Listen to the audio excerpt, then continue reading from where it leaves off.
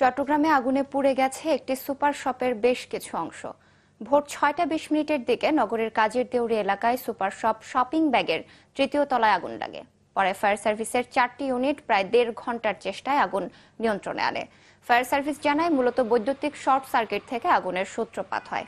ক্ষয়ক্ষতির পরিমাণ এখনো পর্যন্ত নিশ্চিত হওয়া যায়নি, তবে সুপার শপটির মালিকপক্ষের ধারণা ক্ষয়ক্ষতি ছাড়িয়ে যেতে পারে কোটি টাকা।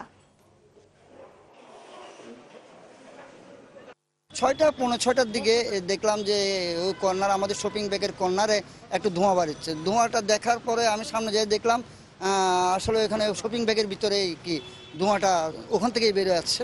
শর্ট সার্কিট হয়ে ওখান থেকে ইলেকট্রিসিটি যে লাইনগুলো ছিল, একটা ডিবি বোর্ড ছিল, ওইটার থেকেই সূত্রপাত আগুনের। তারপর ধোঁয়া হয়ে গেল সবগুলো ফ্লোরগুলা। এই ফ্লোরগুলো সবগুলো ধোঁয়া হওয়াতে কেউ ঢুকতে পারতেছে না। এখানে 3তলা বিশিষ্ট ভবনের একদম 3তলায় একদম মালামাল ছিল প্রচুর। এখানে আগুনটা সংগঠিত হয়।